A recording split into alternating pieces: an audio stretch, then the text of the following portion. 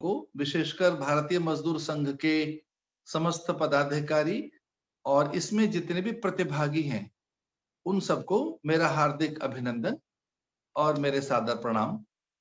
आप सबके साथ बैठकर मैं आनंदित हूं।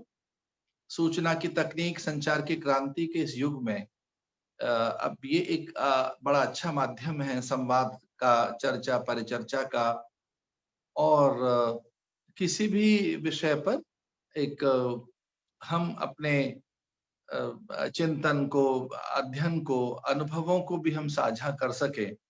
तो ऐसा ही ये आज का दिवस पर्यावरण के प्रति जागरूकता के लिए भारतीय मजदूर संघ के द्वारा आयोजित किया गया है।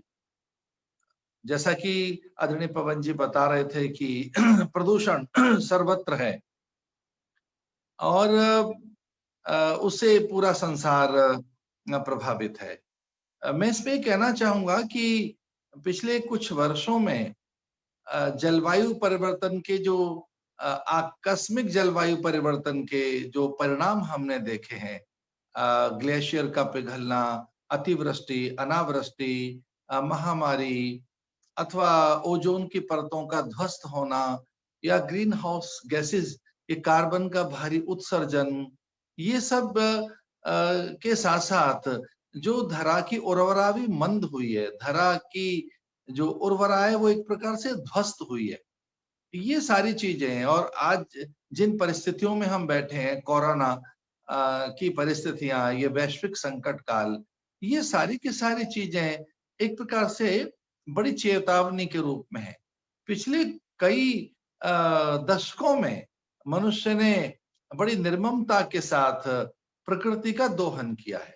भारी उत्खनन हुआ है, हरितिमा का हनन हुआ है, झील जलाशय, सलिलाएं, सरिताएं लुप्त हुई हैं अथवा उनका प्रवाह मंद हुआ है। और सच तो ये है कि इस धरती पर भारी भोगवादी प्रवृत्तियों के कारण धरती को रहने योग्य नहीं रखा है हमने। जिस ढंग से धरा में हम उर्वरक देख रहे हैं, किस तरह से पूरी धरती में रासायनिक प्रयोग हैं, धरती को बंध्या किया जा रहा है। 15 अगस्त 1947 से लेके अब तक अगर हम वृक्षों की बात करें तो प्रत्येक भारतीय के हिस्से में 351 पेड़ थे। 15 अगस्त 1947 को 351 पेड़ इस धरती पे थे। अभी लगभग 17 व्यक्तियों के हिस्से में एक पेड़ है। तो इस प्रकार से तो पेड़ काट दिए गए, आज भी वो निरंतर कट रहे हैं। भारत में तो उनके लिए कोई जागरूकता है ही नहीं पेड़ों के लिए। आज भी हिमालय में पेड़ कट रहे हैं, आज भी आसाम में और मेघालय में, त्रिपुरा में कौन सा ऐसा प्रदेश है जहां पेड़ नहीं कट रहे हैं।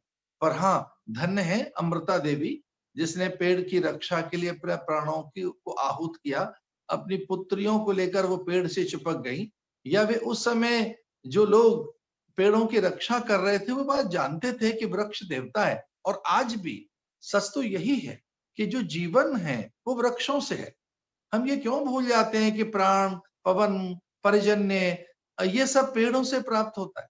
प्राणवायु का तो कारण ही पेड़ है और जलवायु को नियंत्रित अथवा संतुलित और व्यवस्थित रखने का भी जो मूल कारण है वो पेड़ है। और एक पेड़ क्या नहीं देता पूरे जीवन में? गोंद, छाल, छाया, वलकल, हरितिमा, गंध, सुगंध, मकरंद, प्राण सत्ता, निसर्ग को सहज और स्वाभाविक और संतुलित रखने में जिसकी बड़ी भूमिका है वो वृक्ष तो है। उनकी जड़ों से भूस्खलन रुकता है, उनके पवन प्राण से पर्जन्य आते हैं, उनकी आर्द्रता से ही तो वातावरण में एक दिव्यता, सौरस्यता, सौरभ्यता पैदा होती है। सूखकर लकड़ी बनकर वो ईंधन बन जाता है, यह हवन की समिधा में काम आता है। वो औषधियां देने वाला पेड़ या उससे जीवन जो मिलता है, उस वृक्ष के प्रति बड़े हिंसक बने हैं हम मनुष्य। हमने बड़ी बेखबरी रखी है, हमने बड़ी निर्ममता पूर्वक उसकी हत्या की है। और ये सारी पश्चिम में भी है, ऐसा नहीं है पश्चिम में कम नहीं है। वहां की गायों को खिलाने के लिए मक्का पैदा कर रहे हैं और मक्का अधिक हो उसके लिए पेड़ काट रहे हैं। ये अमेरिका में भी इस प्रकार की चीजें हैं और कहाँ नहीं है।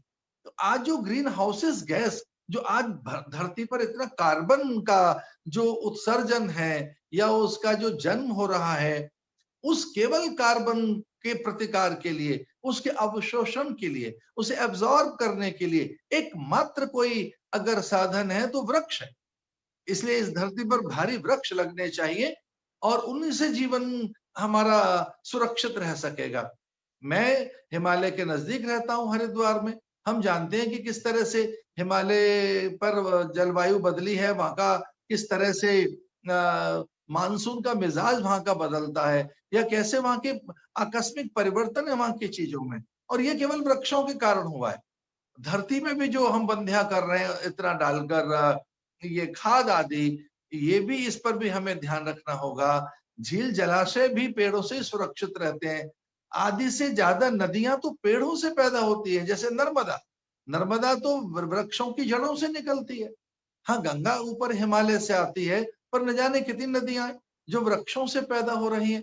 तो हमें इस बात का ध्यान रखना होगा। आदरणीय पवन जी कह रहे थे वायु प्रदूषण की, वो ध्वनि प्रदूषण की, वो वैचारिक और सांस्कृतिक प्रदूषण प्रदूषण की बात कर रहे थे।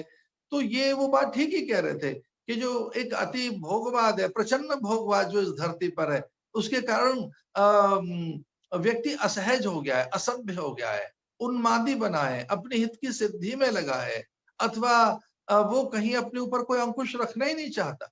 अगर पिछले कुछ दशकों की हम बात करें तो पीछे ब्राजील में एक समिट हुआ, ब्राजील में जो समिट हुई और जलवायु के लिए, उसमें हमारे भारत के भी वैज्ञानिक गए थे। उनमें संयोग से अब नहीं रहे आदरणीय विद्यानिवास मिश्र, वो बनारस विश्वविद्यालय के बीएचयू के वाइस चांसलर भी थे और नवभारत जैसे अखबार के लंबे समय तक संपादक रहे। उन्होंने, उनको ही वहां बुलाया गया था, वो बड़े पर्यावरणविद थे, और उन्होंने वहां पेपर पढ़े अपने और बताया कि इस धरती पर आंवला, तुलसी, नीम, बबूल, ये सारी चीजें ऐसी हैं जो लगाई जानी चाहिए। अथवा अन्य अन्य प्रदेशों के भी उन्होंने वृक्षों को बताया कि यही हमारे उन्माद को, हिंसा को शांत कर सकते हैं, अथवा हमारे पाचक रसों को सुरक्षित रख सकते हैं। इसके बाद में फिर संयोग से कोपेनहेगन में एक धरती समिट हुई। उस धरती समिट में भी भारत के वैज्ञानिकों ने वृक्षों की बात कही। इसके अलावा फिर अभी कोपेनहेगन में ये, अथवा उसके बाद फ्रांस में जो क्लाइमेट को लेके समिट हुई, संयोग से भारत ने उसका बायकॉट किया कि वो, उन्होंने कहा हमारा तो जीवन ऐसा ही रहेगा, हम अपनी जीवन शैली को नहीं बदल सकते। मैं कोई बड़ी विशाल लंबी चौड़ी चर्चा नहीं करना चाहता, पर यह सब इसलिए है कि हम अपने हितों की सिद्धि कर रहे हैं। आज मनुष्य की प्रकृति बड़ी विचित्र बनी है। आज मनुष्य अपने वे बिना श्रम साधन योग्यता पात्रता के सब कुछ पा लेना चाहता है।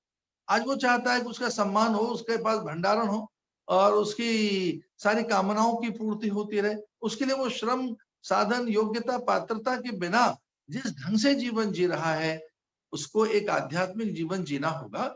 उसे समझना होगा, प्रकृति बचेगी, पेड़ बचेंगे, झील जलाशय बचेंगे तो जीवन बचेगा। एक सेव धरती करके या सेव अर्थ करके एक संस्था काम कर रही है अमेरिका में, उनके यहाँ भी मेरे वक्तव्य हुए थे। बहुत सी संस्थाएं जो पर्यावरण के रक्षण संवर्धन के लिए काम कर रही हैं, नाना प्रकार की संस्थाएं जो झीलों को बचा रहे हैं, जलाशयों को बचा रहे हैं, वृक्षों के साथ साथ वो और भी बड़े कार्य कर रहे हैं, खेतों के लिए जैविक खेती की बात कर रहे हैं। पर इस समय एक बात मैं कहना चाहूंगा, अगर आप आध्यात्मिक नहीं है तब आप अनुशासित नहीं रह सकते, प्रकृति से आपका प्रेम नहीं रह सकता, तो आपको आध्यात्मिक होना होगा। और हमारी प्रकृति में, मनुष्यों की में, विशेषकर भारतीयों की जो हमारी प्रकृति है वो आध्यात्मिक प्रकृति है। वृक्ष हमारे देवता है। अरे बिना दूर्वा के गणेश की पूजा नहीं होती, बिल्वपत्र के बिना शिव अर्चन नहीं होता, तुलसी के बिना विष्णु के कोई कार्य, अथवा हमारे मंदिर अधूरे हैं। विष्णु की पूजा अथवा तुलसी नहीं है तो भोग कैसे लगेगा, और बिना जल के तो हमारे सारे कार्य अधूरे हैं। जैसे आचमन, तर्पण, मार्जन, संकल्प, स्नान और ध्यान आदि सारी क्रियाएं ये जल से ही तो होती हैं। तो हमें सरिलाओं को भी बचा के रखना होगा, झील जलाशय को भी, हमें पूरी प्रकृति को सहेज के रखना होगा।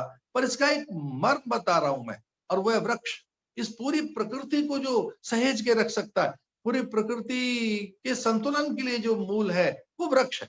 इसलिए वृक्षों की रक्षा होनी चाहिए। वे हमारे मित्र हैं, वे हमारे बंधु हैं, वे परमात्मा का स्वरूप हैं, अथवा उनको पितरों की भी संज्ञा दी गई है।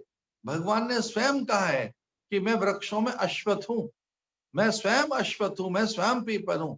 ऊर्ध्वमूलतः शाखा अश्वत्थम प्राहुर्भयम् छंदांसि यस्य पर्णानि यस्तम वेद स वेदविद। भगवान ने कहा मैं वृक्षों में पीपल हूं। कौन सी ऐसी वनस्पति है जिसमें मैं स्वयं नहीं हूं? तो जो वनस्पतियों से हरितिमा, गंध सुगंध, मकरंद, प्राण पवन, पर्जन्य कहते हैं बादलों को, और वृक्षों से ही बादल आते हैं। तो हमें पेड़ों की रक्षा करनी होगी, झील जलाशय की भी रक्षा करनी होगी, और ये तब संभव है जब इसके लिए लगातार हम जागरूक रहें, लगातार हम संचेतना रखें सब जगह, और ऐसे कार्यक्रम आयोजित होते रहने चाहिए। संयोग से आज मेरी कुछ अलग प्रकार की व्यस्तताएं हैं, अन्यथा तो मैं और भी देर तक आपके बीच में बैठता और मैं आपसे चर्चा करता। पर मैं निवेदन ये करना चाह रहा हूं कि झील जलाशय, सरोवर, इन सब के मूल में इनका रक्षक कोई है तो पेड़ है। और कुछ राज्य सरकारों के द्वारा अच्छे कार्य भी हो रहे हैं। अभी पिछले 2 वर्ष पहले आदरणीय शिवराज जी ने मुझे बुलाया था मध्य प्रदेश में, 25 करोड़ पेड़ एक दिन में उन्होंने लगाए थे, मैं उनके साथ ही था उसमें। उन्होंने नर्मदा की परिक्रमा की थी। उत्तर प्रदेश में माननीय योगी जी से भी हमारी चर्चा हुई, तो उन्होंने भी मुझे बताया कि उन्होंने करोड़ों की संख्या में पेड़ लगाए, और लोग लगे हैं सब जगह, अच्छे कार्य हो रहे हैं। आप भी ये अभियान लीजिए कि हम वृक्ष लगाएं और उनकी रक्षा करें, अथवा पूरी प्रकृति को उस रहने योग्य बनाने के लिए झील जलाशयों का भी, खेत खलियानों का भी हम ध्यान रखें, ज्यादा उर्वरक डालें धरती में, और पूरी प्रकृति को बचाएं, पूरी धरती को बचाएं। धरती बचेगी तो मनुष्य बचेगा, जीव बचेंगे, और ये तब संभव है जब वृक्षों की रक्षा की जाए, वृक्ष लगे। मैं अमृता देवी की बलिदान के इस अवसर पर, कि उन्होंने अपनी पुत्रियों के साथ न जाने कितने लोगों को बलिदान के लिए प्रेरित किया, धन्य है वो। और उनको हमारे शत शत अभिनंदन कि वो किस ढंग से खड़े होकर पेड़ से चिपक गई, और एक बड़ा आंदोलन बन गया वो। तो भारतीय मजदूर संघ के इस अभियान के लिए, इस अनुष्ठान के लिए मेरी अनेक शुभकामनाएं। आप सब आगे आए, जगें, और वृक्षों के प्रति एक संरक्षण का भाव जगाएं। बहुत बहुत शुभकामनाओं के साथ जितने प्रतिभागी हैं यहाँ, उनको मेरे फिर से सादर प्रणाम।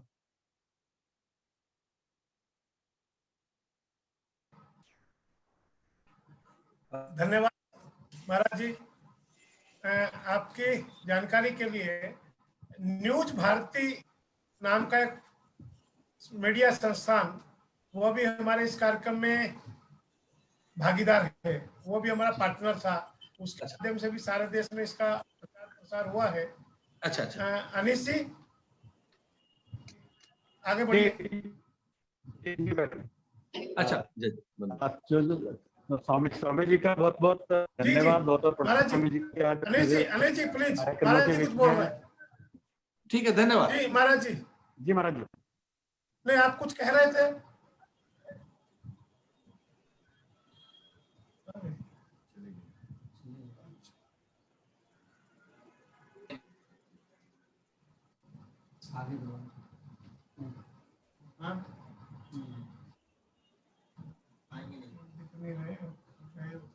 आधा घंटा हो गया